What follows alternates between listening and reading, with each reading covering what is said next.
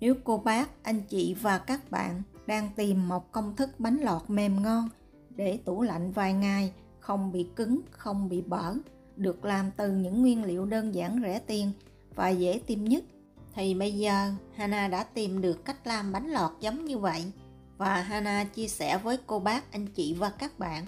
Hy vọng cô bác, anh chị và các bạn sẽ thích cách làm này. Trước tiên, để tạo màu xanh lá dứa đẹp thì mình sẽ lấy 100g lá dứa sau khi rửa thật sạch đem đi cắt nhỏ. Cho vào cối xay 1/2 lá dứa vừa cắt lúc nãy. Thông thường, để xay lá dứa, Hana hay sử dụng nước ấm. Mình sẽ dùng 500ml nước ấm, đem đi xay cho phần lá dứa này thật là nhuyễn và lọc vỏ rây.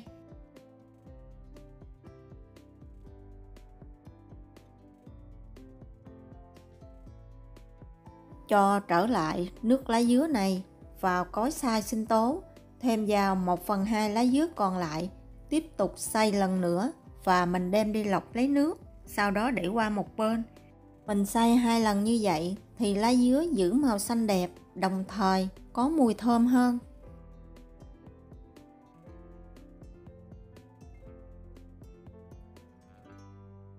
Tiếp theo, trong một cái son nhỏ, mình sẽ cho vào son 250ml nước lá dứa.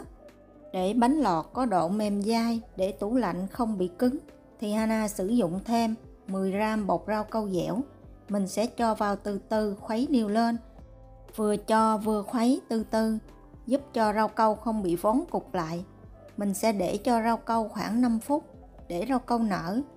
Hana xin nhắc lại với cô bác, anh chị và các bạn, tất cả những công thức Hana chia sẻ, Hana không tự nghĩ ra mà Hana học hỏi từ những người này, người khác. Sau đó đúc kết lại, thử làm và chia sẻ những kinh nghiệm để cô bác, anh chị và các bạn dễ dàng thành công nhất. Xong phần rau câu, mình sẽ chuẩn bị phần bột. Nước lá dứa thì mình dùng 250ml, thêm vào 1/4 muỗng cà phê muối, 1 muỗng canh đường cát, khuấy đều cho đường tan hoàn toàn.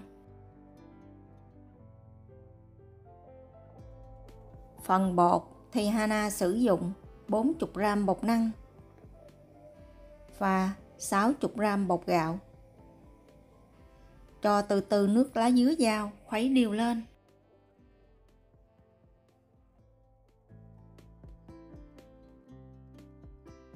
Để cho phần bánh lọt được thơm ngon và bóng đẹp hơn thì mình thêm vào 2 muỗng canh nước cốt dừa, khuấy đều lên. Sau đó lượt phần bột này cho vào son rau câu và trộn đều lại. Trước khi cho bột vào son rau câu, cô bác, anh chị và các bạn nhớ khuấy đều phần rau câu lên. Công thức thì có người này giống người khác, nhưng mà cách làm sẽ khác. Người này chia sẻ cách này, người kia chia sẻ cách kia. Với cách làm của Hana, hy vọng cô bác, anh chị và các bạn dễ dàng thành công với món bánh lọt này. Phần rau câu sau khi trộn đều xong hơi lợn cợn nhưng mà không sao. Mình sẽ bắt son bột này lên bếp, khuấy ở lửa vừa. Lúc này cô bác, anh chị và các bạn đã thấy rau câu tan đều ra, không còn lợn cợn nữa. Khi bột đã đóng đặc ở dưới đáy thì mình sẽ thay cái phới lòng bằng 3 chiếc đũa chụm lại. Tiếp tục khuấy cho tới khi phần bột này sánh đặc lại.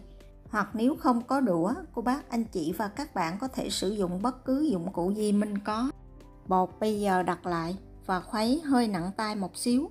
Không sao, lúc này cô bác, anh chị và các bạn hạ lửa nhỏ xuống một xíu. Sau đó mình sẽ tiếp tục khuấy cho tới khi phần bột này bóng lên và bột mềm ra, không còn nặng tay nữa. Bột đạt là sau khi cô bác, anh chị và các bạn kéo lên, bột không bị đứt quãng là được. Nếu thấy đứt thì mình tiếp tục khuấy. Chỉ cần cô bác, anh chị và các bạn để ý những gì Hana chia sẻ thì mình rất là dễ dàng thành công với món bánh lọt này. Bột đạt là khi bột mềm và bóng, kéo ra không bị đứt khúc. Trước khi khuấy bột, cô bác, anh chị và các bạn nên chuẩn bị sẵn một tô nước đá lạnh và một cái khuôn để ép phần bánh lọt.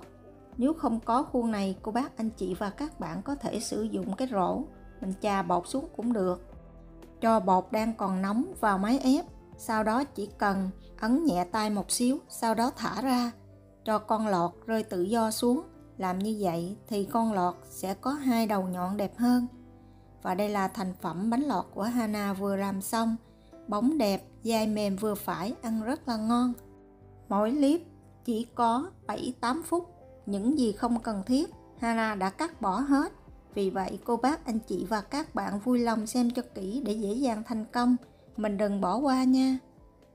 Để làm phần nước đường thì đun sôi 200ml nước. Sau khi nước sôi, cho vào một ít lá dứa để tạo mùi thơm. Thêm vào 150g đường thốt nốt cắt nhỏ ra.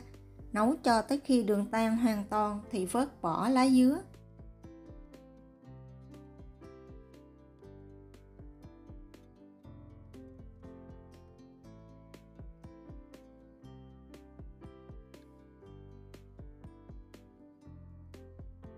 Khi đường tan hoàn toàn, vớt bỏ phần lá dứa ra. Sau đó cho vào 30g gừng cắt sợi,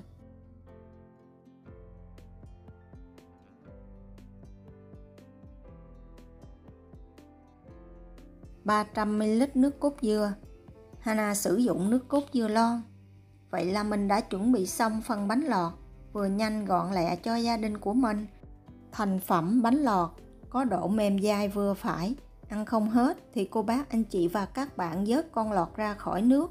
Sau đó cho vào hộp đậy kín lại, cho vào tủ lạnh.